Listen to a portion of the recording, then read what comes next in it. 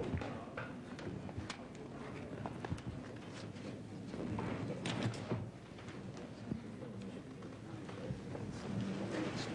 Thompson, you're on your own.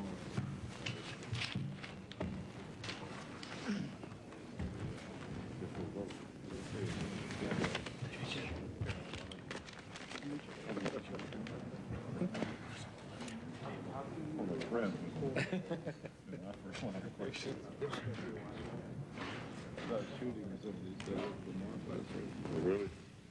Thank you.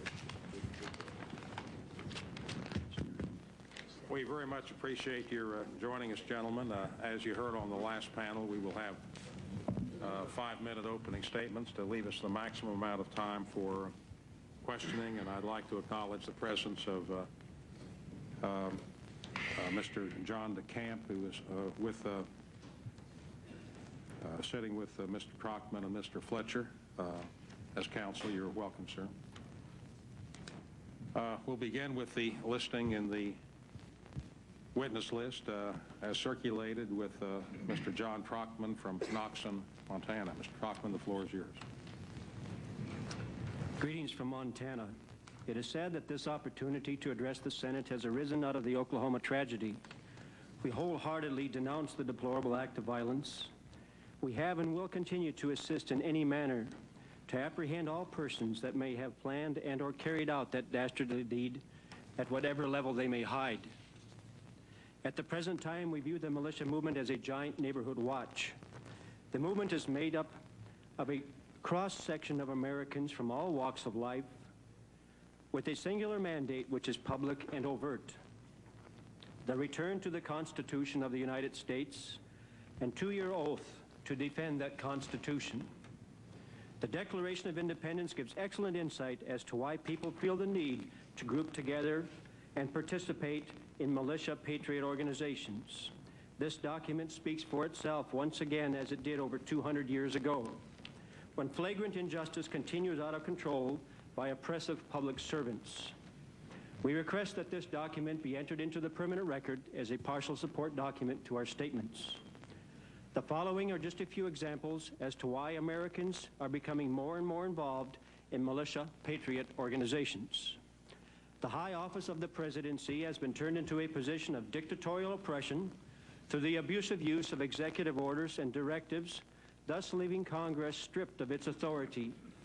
When the president overrules Congress by executive order, representative government fails. When government defines human beings as a biological resource under the United Nations Ecosystem Management Program, maintaining that state and local laws are barriers to the goals of federal government. When the average citizen must work for half of each year just to pay their taxes, while billions of our tax dollars are forcibly sent to bail out the banking elite. While our fellow Americans are homeless, starving, and without jobs, Congress wonders why the constituents get upset. When government allows our military to be ordered and controlled by foreigners under presidential order, allowing foreign armies to train on our soil, allowing our military to label caring patriots as the enemy, then turns their tanks loose on U.S. citizens to murder and destroy, or directs a sniper to shoot a mother in the face while holding her infant in her arms, you bet your constituents get upset. When government refuses to hold hearings on government-sanctioned abuses and whitewashes those hearings that are held, when government tampers with or destroys evidence needed to solve crime and now considers the very idea of infringing upon the people's right of freedom of speech, assembly, and the right to redress after having destroyed the Second and Fourth Articles, how can senators and representatives ever question the loyalty of concerned Americans without first cleaning their own house? Quote, the law perverted and the police powers of the state perverted along with it. The law not only turns from its proper purpose, but made to follow a totally contrary purpose. The law becomes the weapon of every kind of greed. Instead of checking crime, the law itself becomes guilty of the evils it's supposed to pursue. Unquote. Frenchman Frederick Bastiat, 1884. We the people have about had all we can stand of the twisted, slanted, biased media of America, who take their signals from a few private, covert, special interest groups bent on destroying what's left of the American way. We respectfully request that you rely upon your own investigation, steering clear of the media and their rumor gossip mills of disinformation. Although most everyone in the movement has assembled under the First Amendment, freedom of speech and freedom of peaceably assemble, we have not forgotten what our founding fathers have stated about the Second. Former President James Madison, a well-regulated militia composed of the body of the people trained to arms is the best and most natural defense of a free country. Former Vice President Elginbridge Gary, I ask, what is the purpose of the militia?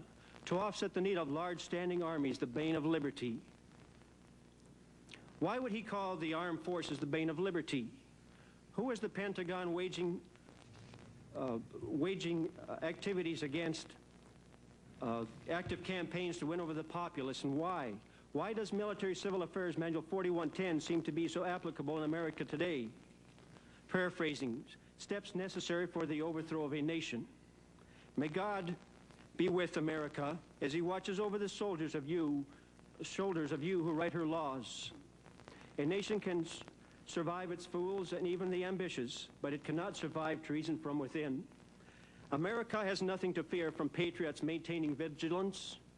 She should, however, fear those that would outlaw vigilance. Thank you.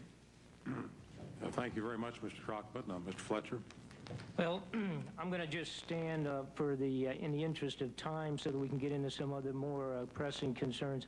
I'm not going to give any type of an introductory comment at this point in time, other than to point out that what we must look at is the overriding important point being what is the concern of the actually several million American citizens that are involved with patriot groups. And those concerns basically is an out-of-control government, an overly oppressive government, a government that utilizes a secret shadow means by which most of you or some of you that are not even involved with it have no idea what money is being spent for in our black covert funding. So we'll kind of get into that. I want to skip and pass my time on. Well, Mr. Fletcher, perhaps your time might be used to specify some of the comments which you made this morning on Good Morning America, ABC, if you would, about a second bomb being planted at Oklahoma City, or evidence of a second assailant, second conspiracy? Yes. Typically, what I might do, again, is a matter of, so we can cover enough things that will also be important. This is a report that's been put together by a couple of people. One of them is an former FBI agent, formerly with a $22 million budget and 700 people working under him. Had been with the FBI for some probably 25 years. His determination, along with many experts, is that there was a minimum of at least one, if not two more explosions simultaneously within the building. Additionally, we have information that John Doe number 2 has been located. He has a name. We know who he is, where he is, and that he is also of a foreign descent. And for some reason, the FBI is steering away from this gentleman. That needs to be looked into more definitively, and I would offer this report, which I will leave with you folks. This also covers the type of bomb that most likely was utilized inside the building. The idea that it was a huge fertilizer bomb, there was no residue to speak of, no caustic fumes, which automatically would come from that bomb if it was singularly placed. Additionally, the idea, according to experts, is the idea of that bomb directively destroying the building as it did is absolute baloney. So I'll just leave this, and then we can get into, again, the answers and questions relative to other events of government corruption and being out of control. I do want to leave as much time as we can on that, which includes the militarization of local police offices all over the United States, including the supplying of armored personnel vehicles all over America to smaller police stations, which is ridiculous. I'd like to pass my time. Thank you, Mr. Fletcher. Mr. Adams. I'd like to thank the body here today for inviting us. I think this is a very important time in history that this body has brought the militia to speak here today.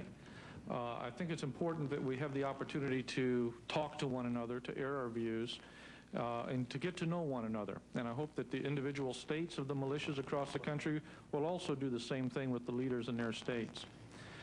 As I sat here this morning and heard the testimony, and I certainly cannot address each piece individually, the things that I heard, at least a dozen different charges from across the nation of lawlessness are certainly disturbing not only to me but to most militia members. And we are certainly totally against violence. What I do want people to understand through these hearings today is what is the militia today and who are the people that are involved in the militia. I think what we heard today so far in testimony have been very, very, very extreme elements, and in most cases were individuals that were not directly associated with what we would call the mainstream militia movement today. And that's what I would like to address, is who that mainstream militia is. It is a cross-section of Americans, of every type of occupation that there is, everything from attorneys to doctors, to mechanics, to nurses, to businessmen of all types. They are everyday Americans that are very, very concerned with what's going on in their country.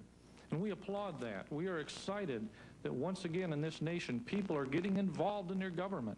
We are setting up programs right now to help people start registering to vote and going to the polls and getting involved in the legislation and the process that we all love. The militias, as many times has been reported in the media, that they hate their government. This is not so. We think that our government, that this body is the finest form of government in the world, and it could not be better. Are there problems in government? Certainly there's problems.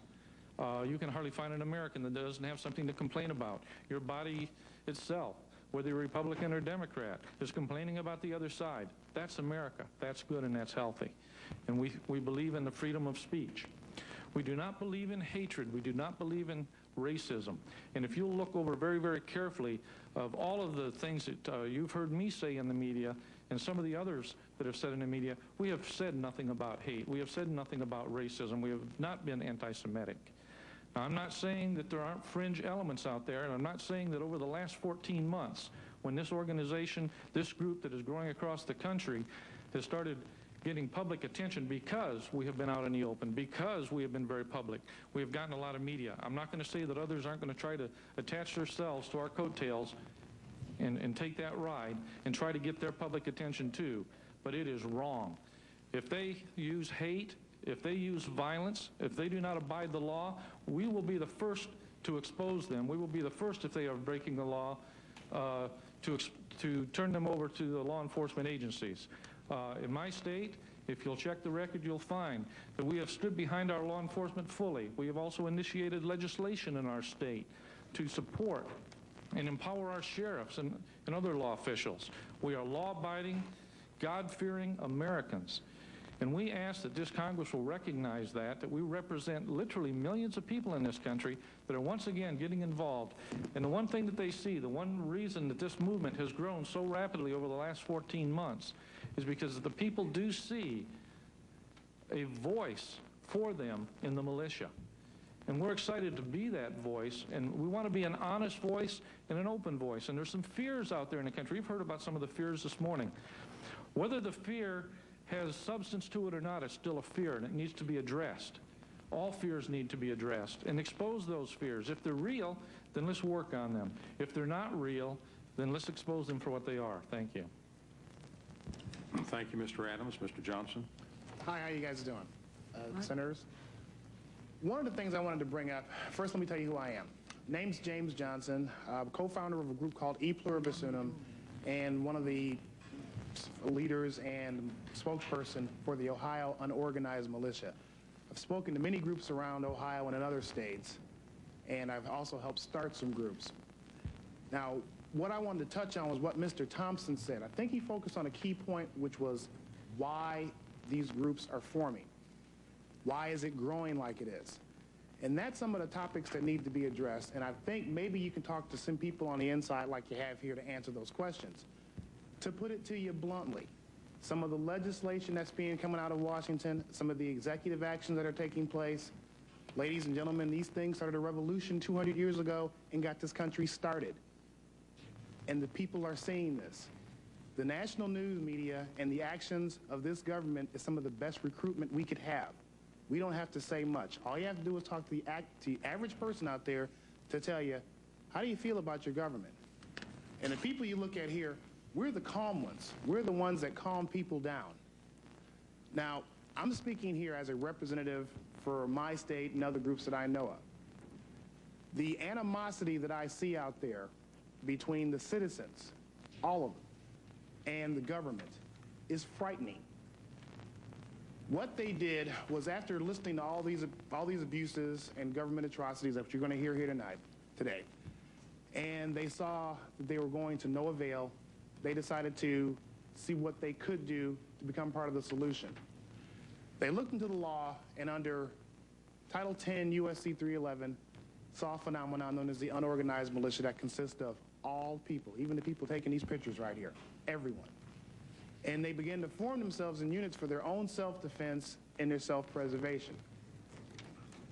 Now, the way we stand now, and it's good that we're getting these views aired out, because 200 years ago, the British didn't get the hint until they saw dead redcoats out there. But this time, maybe we can get this out in the open and have things resolved. Because I feel, and it's concerning to me, and I'm being sincerely honest, that with the increasing polarization between the tax-paying public out here and what goes on, not only in here, but certain state governments, that the only thing standing between some of the current legislation being contemplated and armed conflict is time.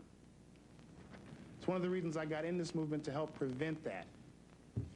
Now, you can see from the last 2 years of sales from the firearms producers in this country, this nation is probably one of the most heavily armed forces on earth.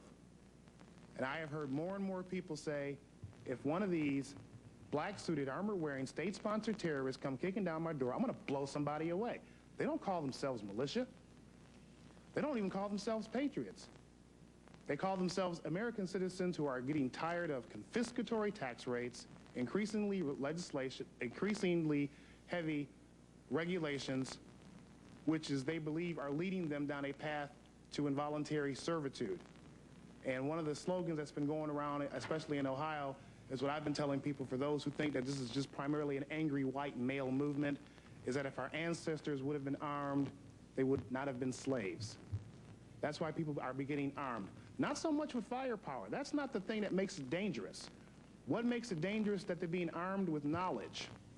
What you're going to see is a growing number of citizens, and you're seeing that now, that's why we're here, move away from the authority that is here in the Beltway, and begin to create their own constitutional authority.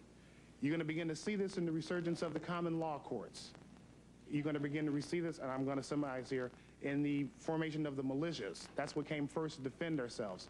But you're also going to see this on the legislative venue. You're going to see your own candidates in our own elections, and hopefully that we can become a system which will attract others into a more constitutional-based system. Thank you very much.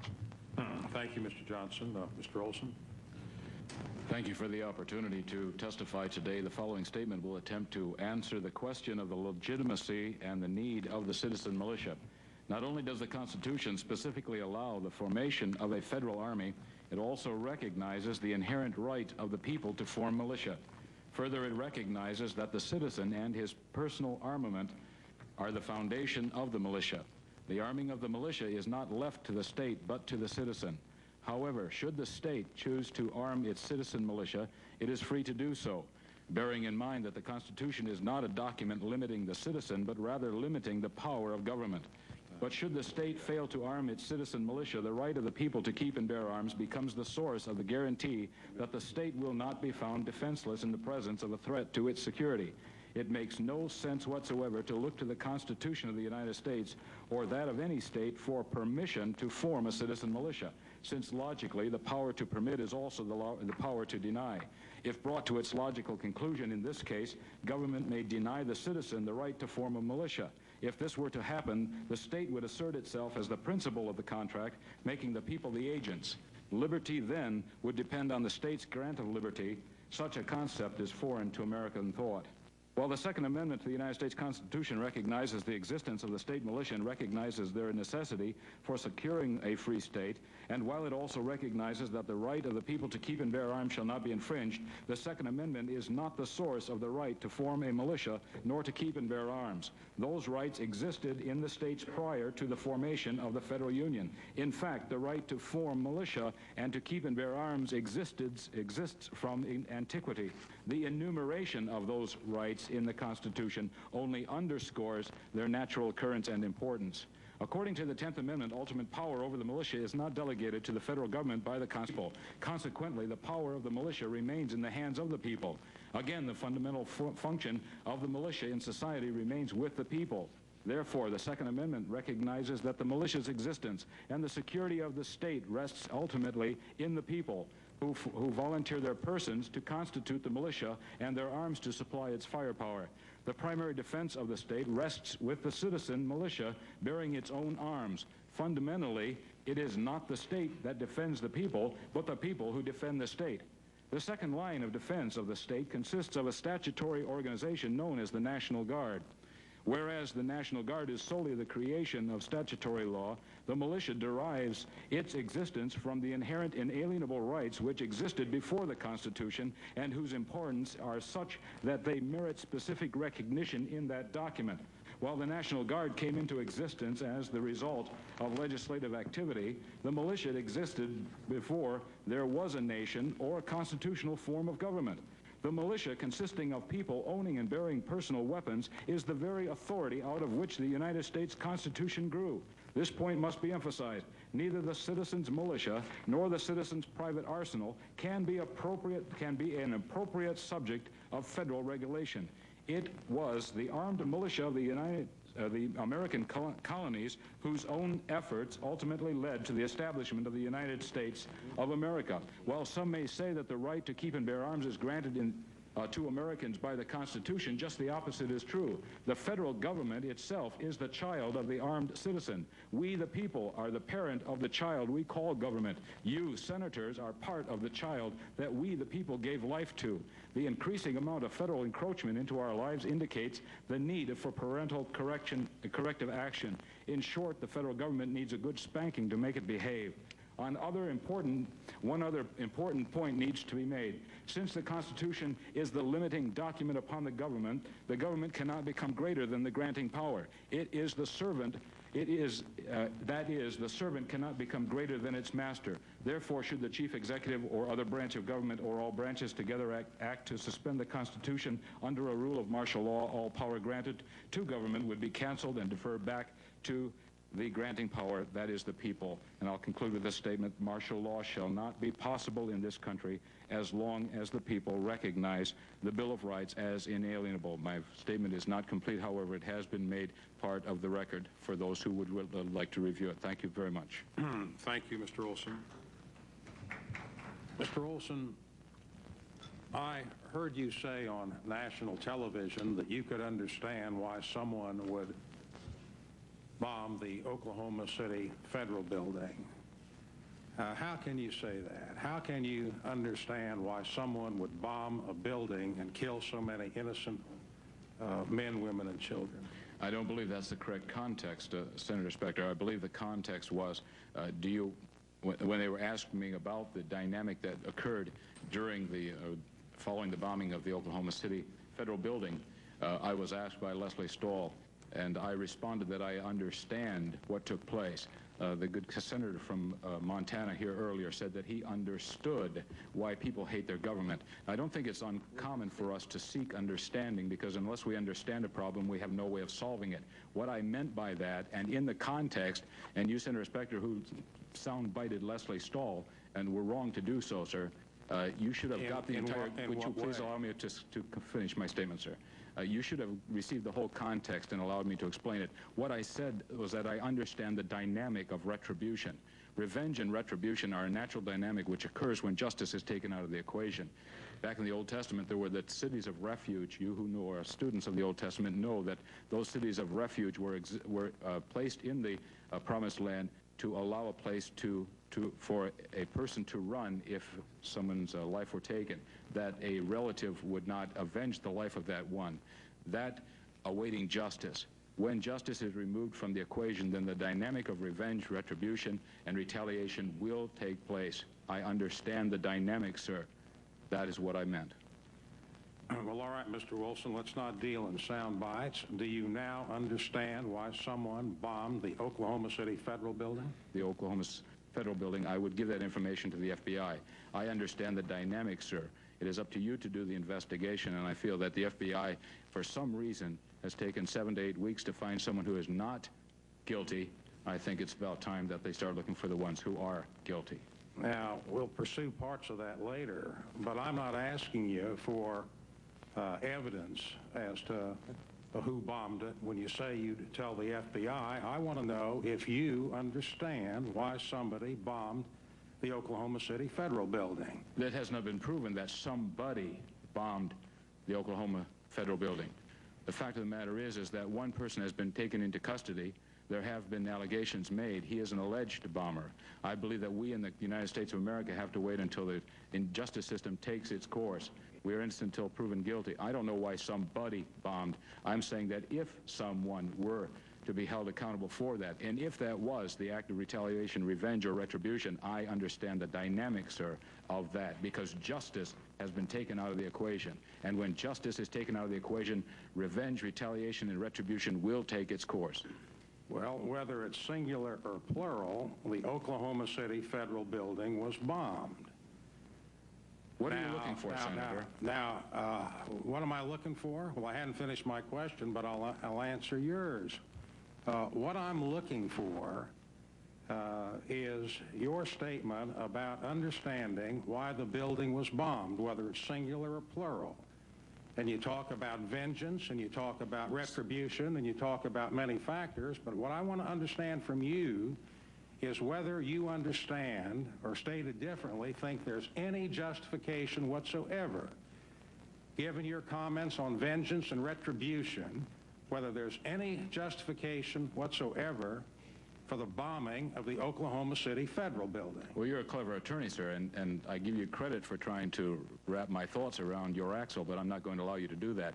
Sir, it has not been proven that that person did that, nor has it been proven that that was in fact an act of retaliation, retribution, or revenge. We still have to wait the ongoing investigation. It very well may be that there was a conspiracy at higher levels, people behind those people who we have been fed by the press to accept or to believe that perhaps it was one angry individual. I say wait, let's do the investigation. Let's wait. 3 days after John F. Kennedy was killed, everybody believed that Lee Harvey Oswald did it. Today, many of us doubt that he alone did it. And you're the single bullet theorist, and you believe that he alone did it. We don't necessarily hold to that opinion, sir. Well, if we can leave the single bullet theory for another day. That's your choice. No, I will stay and discuss the single bullet theory with you when the hearings are concluded. I'll be glad to do that on the record and in public. And I'm not trying to put any words in your mouth. I'm just asking a direct question. And I'm trying to understand what you understand. I cannot understand how anybody could understand why someone would bomb the Oklahoma City Federal Building as a matter of retribution. Well, you don't understand the problem that we've had in Northern Ireland. You don't understand the problem that we've had in South Africa. You do not understand the hatred and the retaliation, the retribution and the revenge that has been going on around this globe since time immemorial. Then you don't understand the dynamics, sir. Well, Mr. Olson, I may not understand, and that's why we've had these hearings, so that you could have a full opportunity to express yourself. May I make a correction for the record, too? Senator Cole raised a poster a moment ago showing Hitler with his hand raised in the air. So that's a copyrighted poster produced by Jews for the Preservation of Firearm Ownership. It is not the work of some militia organization. So just to make that a comment for the record. Well, we'll pick up your comment about copyrights and about Jews in a few minutes. No, sir, I believe you're trying to lay at the feet. You're trying to lay at the feet of the militia some culpability as a responsibility. You're trying to make us out to be something that we are not, much like the press has tried to do over this last year. We are not what you think we are. We are not what the press wants to feed to the American people. We are people who are opposed opposed to racism and hatred. We are people who love our government and love the Constitution. It has been the design and the blueprint for governments around this world. We're proud of the United States of America. But the thing that we stand against is corruption. We stand against oppression and tyranny in government. And many of us, are coming to the conclusion that you best represent that corruption and tyranny. There are millions, 40 to 70 million Americans out there on the other side of the Alleghenies, and there is intelligent life west of the Alleghenies, sir. And I believe that you have to talk to those people out there. You're wasting precious time. Well, I'm not going to interrupt you in any of your responses. I'm not going to go on preaching, sir. Go ahead. But I am going to note you're interrupting me when I started to say to you that we will get back to your statement about copyright and about Jews. We'll get back to that. But what I want to come back to at this moment is your statement about retribution and violence and apparent justification for it. And yes, now, wait a minute. I'm not going to let you interrupt me again. What I want to come to, and I want to have a full discussion with you, Mr. Olson, because I want your ideas fully exposed. There are other people on this panel, sir, that well, I know, but I'm the share chairman, this. and they'll have a chance to speak, and I'm not going to interrupt you at all whenever you start to reply. And what I want to do is I want to hear all your ideas, because I want your ideas compared to mine. And I want to let the American public judge whether you're right or I'm right. And when you talk about Ireland and you talk about South Africa and you talk about Oklahoma City, we're going to give you every opportunity to say everything you have in mind. And then I'm going to say a few things, and we're going to let the public judge. And I don't take lightly your comment to me that I represent corruption. I don't take that lightly at all. Well, let me say it again. And I want you to prove it if you're going to say that. And now the floor is yours. I appreciate that, and I would like to correct Carl Levin also. He made some allegations and some statements that were absolutely fallacious. They are not true, and I believe that anyone who has the record of Carl Levin's statements earlier would like to talk to us. We would like to correct those for the record. Proceed. There are many statements concerning the Fowlerville people. The Fowlerville people were not part of the Michigan Militia Corps. Just about every fact that he brought forth, he did not name places or times or dates or the context of those investigations. He, together with many of these people seated and also the press before us, these people and you have tried to paint us in a different light. Following the Oklahoma City bombing, Louis Freeh, on the 27th of April, came out and said that the Michigan Militia Corps had nothing to do with the bombing in Oklahoma City. However, the press did not pick up on that. When you talk about, or when the senators talk about, or Carl Levin talks about how terrible it would be to even consider that the federal government had anything to do with killing Americans, I submit to you, sir, that the Central Intelligence Agency has been in the business of killing Americans and killing people in the United States and around the world since the 1946.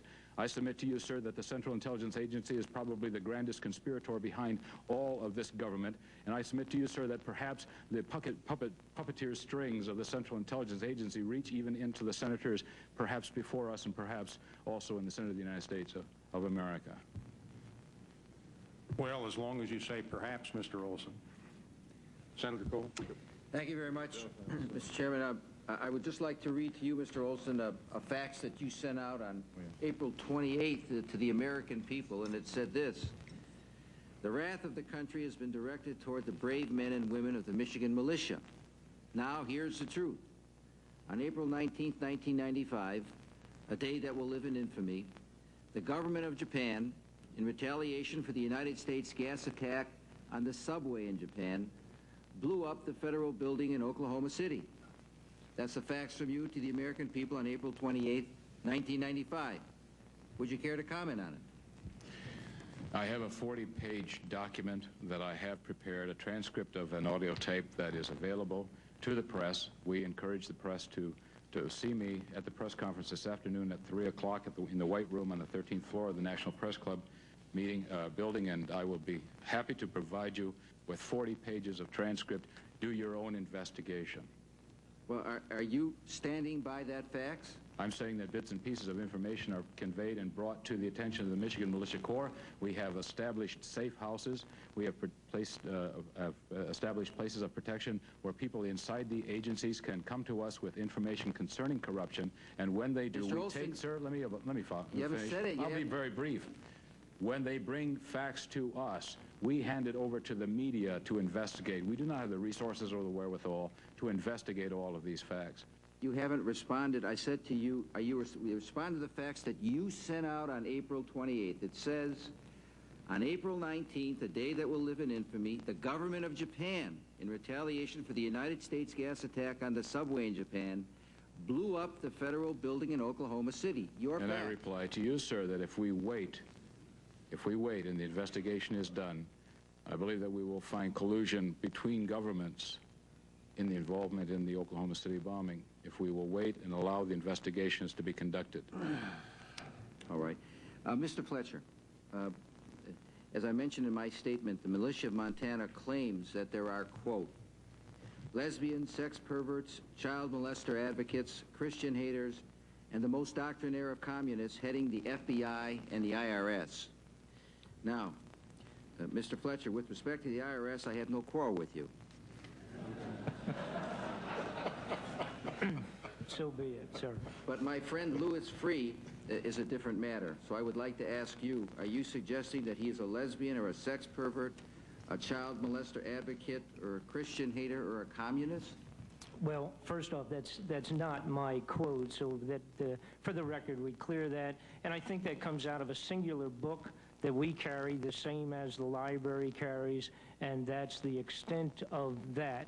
Now, those people that live inside the Beltway have to select their own friends and figure out what their sexual status is. And there's a huge variety at the highest levels of this government in that direction. What I would like to point out, though, that you bring up Mr. Freeh, and an interesting thing has taken place. Actually, almost a year ago, July the 2nd, Mr. Freeh was in Poland, and he made a Nazi-related speech, and it was a memorial to the Jewish camps and the Holocaustic action that took place there. And he said an interesting statement. He said that what happened 50 years ago is not just a history as much as it is a warning.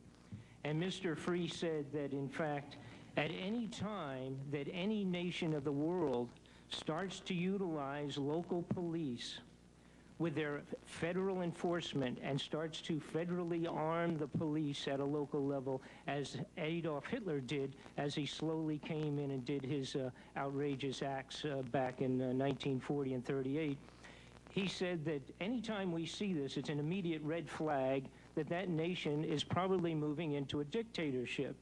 Well, within a single year, we start supplying local police agencies with armored personnel carriers. This, by the way, is just the sheriff's department. Those are not military. This is the sheriff's department in Everett, Washington. These armored personnel vehicles are being supplied by federal enforcing agents to a whole variety of local police agencies. This is exactly part of what Mr. Freeh was telling the folks in Poland and the rest of the world to be aware of as a sign of moving into dictatorship. This is only one small part of that, sir. This is what I would refer to as a terrorist. These are FBI enforcing agents dressed in their black outfits. This, sir, is an ATF agent in its black outfits. This used to be a terrorist. If an American saw this character going down the street, any American, 10, 15 years ago, they would have shot this sucker because this is a picture of a terrorist. This is now the ATF agents. We have questions relative to going beyond Mr. Freeh's point of hundreds of flat cars of United Nations Russian equipment all over the United States. We have questions as to why the United States Army, with this document I have here, has put together the regulations to create civilian inmate labor prison camps inside military bases.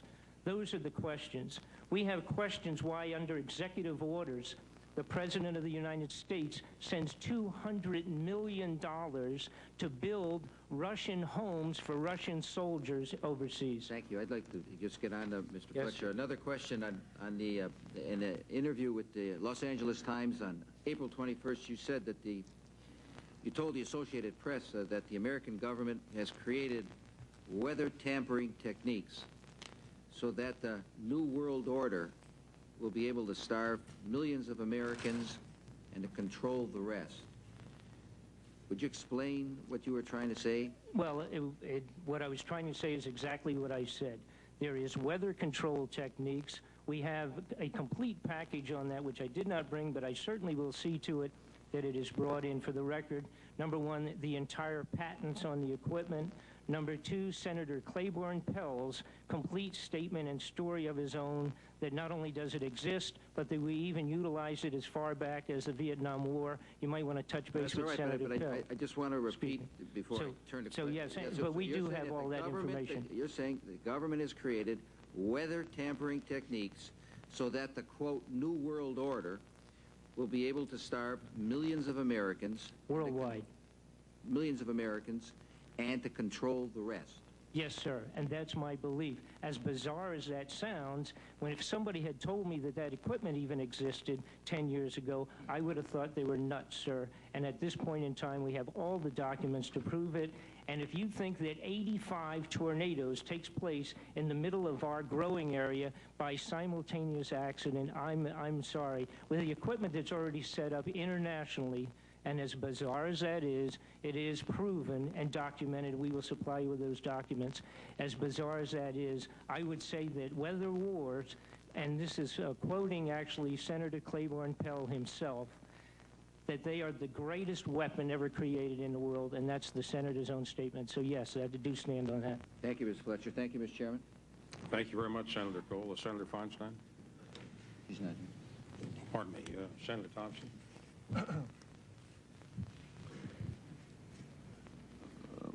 Mr. Johnson, whether or not one agrees with your statement, I think you gave a very thoughtful statement, thought-provoking as to what you perceive to be going on in the country and the concerns.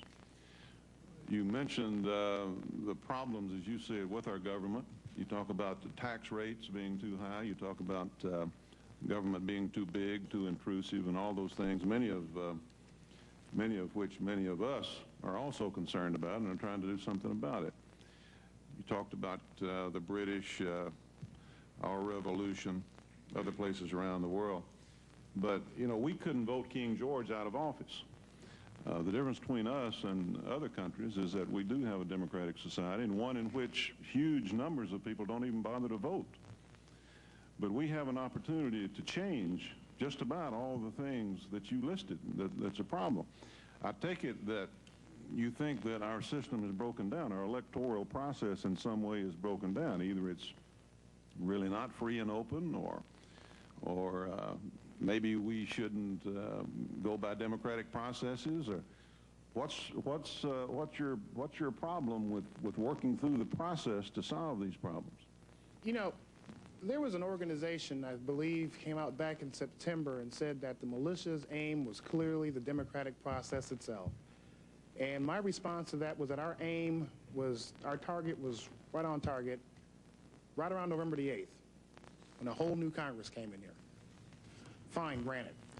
Now, we advocate that more than everything, voting. But we seem to have a problem here during these campaigns when all of these wonderful politicians, God love them, say whatever they're going to say, and they get inside the Beltway and everything is, how do we say, politics as usual.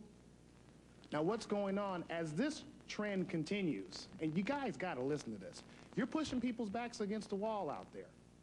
We got people out there hungry, like you're talking about, people out there starving, and people tired of getting terrorized by law enforcement. Well, I shouldn't say law enforcement. I will support law enforcement whenever they support the law. I'll just call them enforcement. They're getting outright economically terrorized, socially terrorized. I mean, the political correctness is getting out of hand. That is why these people are, what they're doing, what this militia is now, it's a mindset. It's the civil rights movement of the 90s. It's people sitting there with "Don't tread on me" stamped across their forehead. There's people drawing the line in their sand. That's what it is. Nobody's going to go out there and shoot things. Nobody's going to go out there and blow up things. We're not baby killers. We're baby boomers. We're not terrorists. We're taxpayers. We're not extremists. We're just extremely ticked off at the way the government is deviating away from what's going on around here. And when I say we, as this militia, as this little covert group out there, no, it's everybody. Now, just because you say we're going to form ourselves a militia, it doesn't make you the militia. What we stand for here is a Constitution. That's it. All right, let me follow up on that a little We'll be bit. disregarding the lights. Senator Thompson may proceed as he wishes. Thank you. I take it then basically you think the system doesn't work, that the problems that you see are not really being addressed, that politicians promise one thing and deliver another. You're not the first one to come up with that idea, I assure you. It's becoming a real general consensus around the country, sir. And you basically believe that today that exists the way it always has. What exists? That situation exists. No, I didn't say it always has. But today it is becoming more and more evident that it is existing. I see. What do you see the role of the militia in addressing that problem? Right now, the militia, I look at it as a constitutional safety net. What you have are these groups who are organizing themselves in a manner that the Constitution will be preserved, no matter what kind of action this government or any other government takes. That's the little friction point you're going to run into there. Well, that gets into another question, I suppose. Bad laws are one thing, high taxes and that sort of thing. But when you talk about a militia, you don't organize a militia to lower taxes, I assume. You organize a militia that at least has some military capability. Is there concern that the government is forcefully and physically going to move against individuals who are trying to assert